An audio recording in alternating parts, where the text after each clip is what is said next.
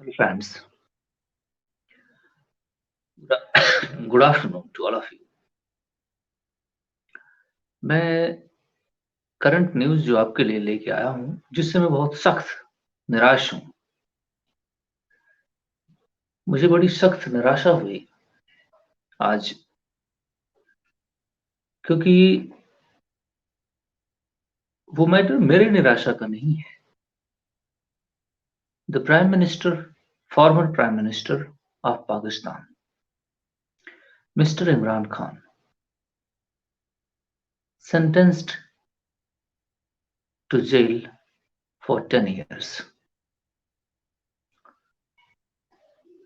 in a cipher case. Cipher case आप सभी लोग जानते हैं जो पाकिस्तान से न्यूज़ रखना चाहते हैं और relation, you know, those who wants to know what is going on, the development in Pakistan, they may have knowledge about that. The cipher case of Imran Khan. मैं इमरान खान को डिफेंड नहीं करता, ना ही मुझसे उसके उनकी कई तरीकों से मुझे मैं उनको फॉलो नहीं करता, लेकिन मुझे निराशा हुई है सख्त। क्यों? क्योंकि the way that is has been adopted and through which a politician has been jailed, that is the major issue. Politician, what is politician? My question is, what is politician? Politician क्या है? क्यों है? क्या role play करता है? क्या उसके पास कोई फ्रीडम है? और उसको प्राइम मिनिस्टर के इतने बड़े ऑफिस तक पहुंचने के बाद उसको किस तरह ट्रीटमेंट मिलना चाहिए? एक फेयर ट्रीटमेंट, ट्रायल सिस्टम होना चाहिए। अगर इस चीजें अवेलेबल नहीं है, जिस तरह से पाकिस्तान में नहीं है, जुडिशियल सिस्टम, फेयर ट्रीटमेंट, एक डिग्निफाइड पर्सन है, उसकी अपनी एक डिग्निटी है। मैंने कुछ दिन पहले देखा उसको मतलब पुलिस वाले और उठा के घसीटते हुए, है ना, वैन में ले जाके बंद किया। ऐसा लगा कि जैसे कोई टेररिस्ट को गिरफ्तार कर रहे हैं। रीजन जो भी है, कितने भी खतरनाक रीजन क्यों ना हो, वो प्राइम मिनिस्टर है, वो जानता है कि ऑफिस ऑफ सीक्रेसी क्या होती है। सीक्रेसी ओथ लिया हुआ है उसने, उसको वो ना, जब प्राइम मिनिस्टर है, सीक्रेट वो कैसे लीक कर सकता है नेशंस की? वो जानता है, ऐसी बात नहीं है कि वो जानता नहीं है।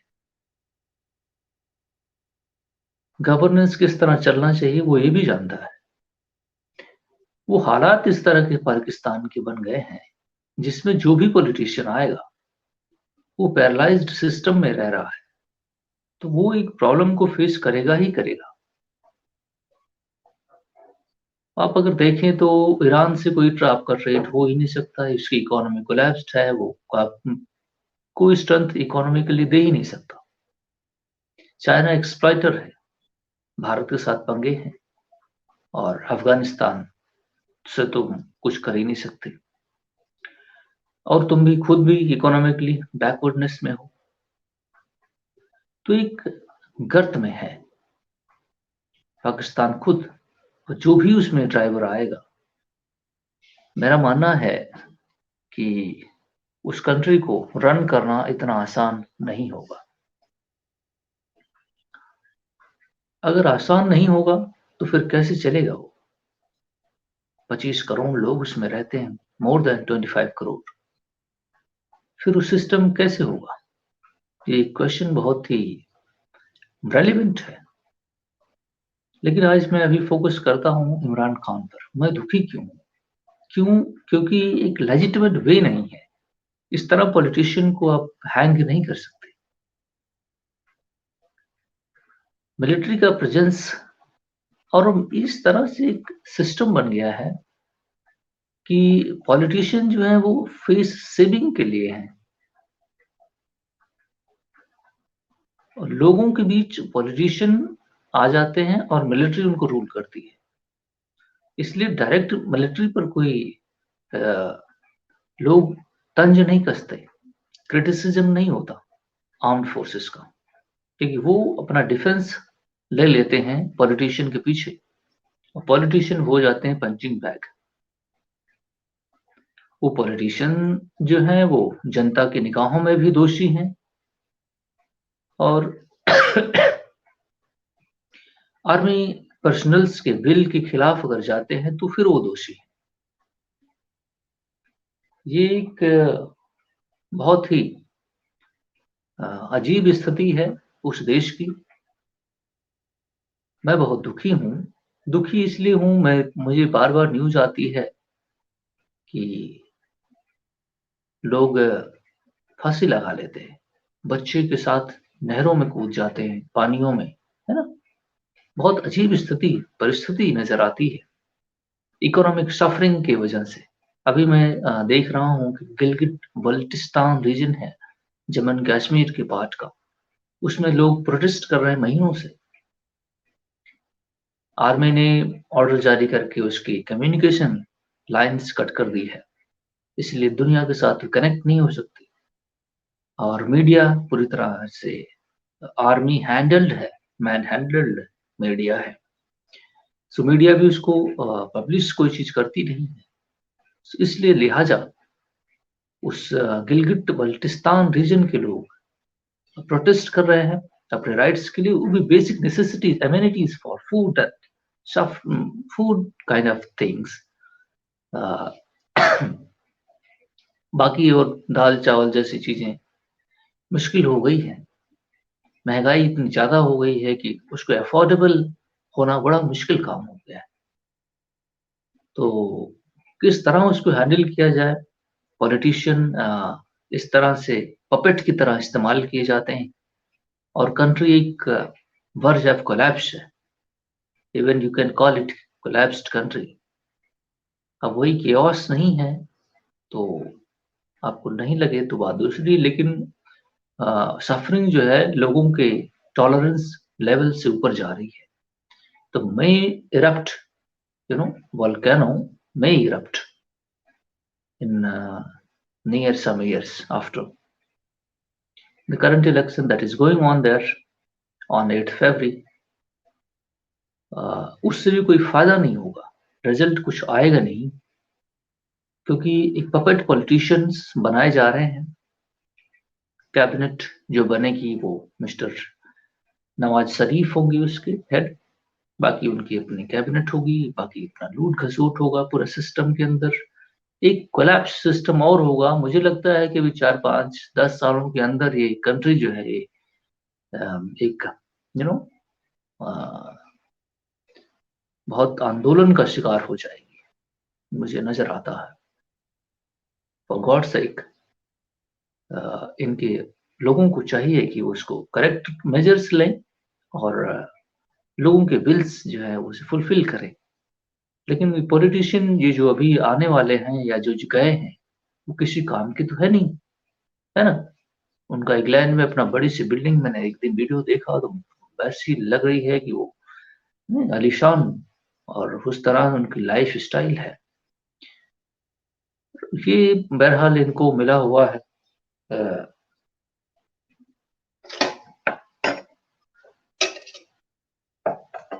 शुरू से मिस्टर जिन्हा जब थे उसी दौरान से ही इस तरह के पॉलिटिशियन हमेशा पर पाकिस्तान पर आते रहे हैं। मिस्टर जिन्ना भी जिस तरह लाइफ स्टाइल जीते थे वो उस जमाने में, आज के जमाने में काफी लोगों को मुयस्सर नहीं है। तो वहां पे एक इस एलीट कल्चर जो है ना गवर्नेंस में, वो हमेशा रहा है। अगर आप कंपैरिजन करें मिस्टर महात्मा गांधी, पंडित जवाहरलाल नेहरू, इन लोगों के पास, मैं वहाँ आनंद भवन गया हूँ इलाहाबाद, देखा हूँ कि बड़ी सिंपल और सादे कपड़े पहनने और khadi kurta kind of things, और बहुत नहीं, ये बहुत rich kind of elite culture में नहीं रहे हैं। हमारे लाल बहादुर शास्त्री जी 5,000 उनको मिलता था, उनकी तनख्वाह थी, जिसको उन्होंने 2500 रुपए कर दिया। बोला 500 रुपये 2,500 रुपए मेरे काम का नहीं है, इसलिए उसको सरकारी खजाने में ही रहने दिया जाए, है ना? तो इस तरह के भी प्राइम मिनिस्टर भारत को मिले हैं, जिन्होंने कंट्री के और एक लिस्ट देखा जाए तो हमारे पॉलिटिशियन बड़े सिंपल रहे हैं हमेशा से। क्रिटिसिज्म हम आज भी करते हैं और वो हम करते हैं और करते रहेंगे। क्योंकि वो करेक्टनेस, पॉलिटिकल करेक्टनेस उसी से आती है जब हम क्रिटिसिज्म करते हैं। लेकिन सिस्टम एफिशिएंट होना चाहिए so that the productivity of the product should be, you know, a good quality product should be.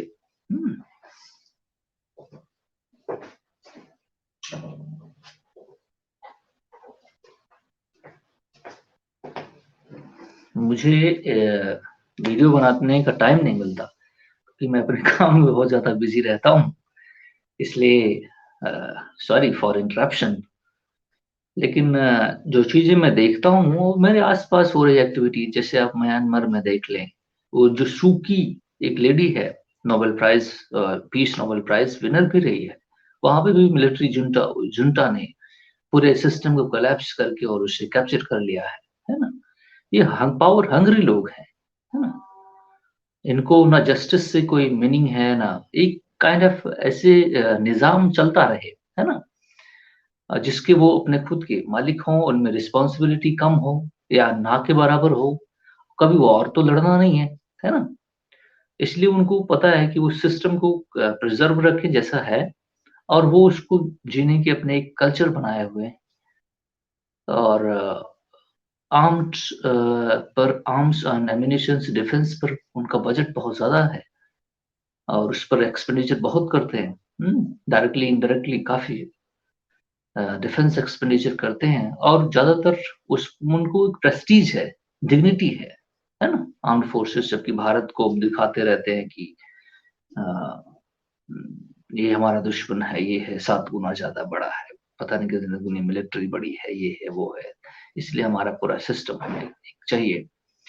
तो तंत्र बना के पाकिस्तानियों ने रख रखा है, एक लोगों के, गरीब लोगों के ऊपर ये एक अत्याचार है। ये किसी भी इंटरनेशनल लॉ में, जबकि वो मैं हमेशा सुनता रहता हूँ, हर बात पे इंटरनेशनल लॉ की दलील दी जाती है कि यूनाइटेड नेशन की सिक्योरिटी काउंसिल के फला रेजोल्यूशन के अकॉर्डिंग जम्मू कश्मीर का मैटर सॉल्व किया जाएगा। तो अगर ये इतना ही इंटरनेशनल लॉ का रिस्पेक्ट करते हैं तो इंटरनेशनल लॉ में सिविल एंड पॉलिटिकल राइट्स भी है ना? उसको भी लोगों को चाहिए कि दिया जाए, है ना? वहां पे फेल हो जाती हो आप। मैं बात कर रहा हूँ पाकिस्तानी सिस्टम को। लोगों को राइट है कि they should live in peace and progress towards the prosperity. ये देर उनका राइट है, ये right to live with you know peacefully without fear, you know so even they should not suffer torture kind of things. Right to life and personal liberty kind of things, they should be preserved. It is internationally recognized, ये internationally recognized है।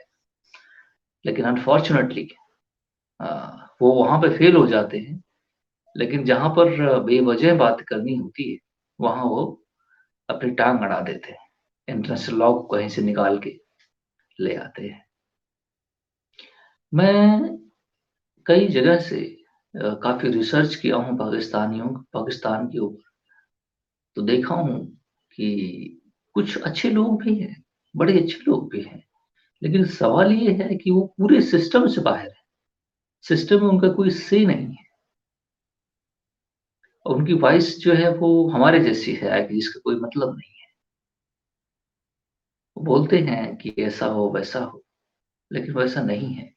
Efficient system तभी बन सकेगा जब सारे बेहतरीन laws और constitutional को फॉलो किया जाए, कॉन्स्टिट्यूशनल वैल्यूज को, कॉन्स्टिट्यूशनल आप मोरालिटी को फॉलो किया जाए, then the country, every country will move forward. जहां भी आर्बिट्रीनेस है, जहां पे भी लॉलेसनेस है, लॉ को कुछ इनके हमें याद आता है कि पहले तो एक जनरल हुआ करते थे मुशर्रफ, उन्होंने कहा कि कॉन्स्टिट्यूशन क्या है?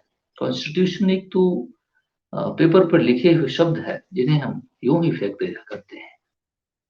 यू नो, आप समझिए कि उनकी सीरियसनेस कितनी है।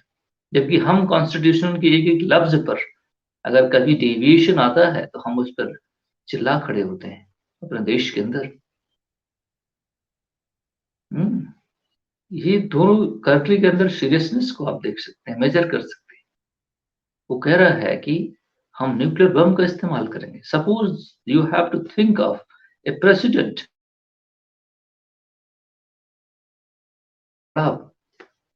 जहां पर लोग हैं और जहां वो सिस्टम को डिसीजन लेने वाला है, पूरे ह्यूमैनिटी को सबसे पहले एम्ब्रेस करने वाला आदमी है ना?